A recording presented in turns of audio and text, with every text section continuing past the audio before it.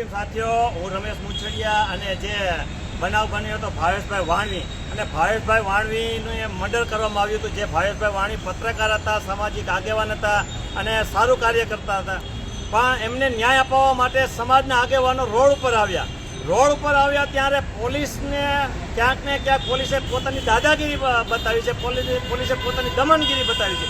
હોસ્પિટલે ચોકે ભાવેશભાઈની dead body અમે લઈને આવ્યા હતા, તો જ્યાં ડીડી સાહેબ સોલંકી, અશોકભાઈ સિંધાવ અને નરેશભાઈ બગડા ઉપર અને તેમજ અન્ય અનુસૂચિત જાતિ સમાજના આગેવાનો ઉપર પોલીસે ફરિયાદ કરી છે. તો જે ન્યાય માટે લડતા હોય એમની ઉપર પોલીસ ફરિયાદ કરે છે. જો ન્યાય માટે બીજા કોઈ વ્યક્તિ લડતા હોય, આ તો આગેવાનો ઉપર ફરિયાદ થઈ, અને બીજા કોઈ વ્યક્તિ સામાન્ય વ્યક્તિ લડતા હોય તો એમની પર પોલીસ શું કરે?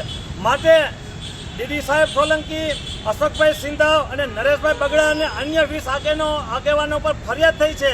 તો એમને ન્યાય અપાવવા માટે બહોળીમાં સંખ્યામાં તમામ ભાઈઓ બહેનો પધારો.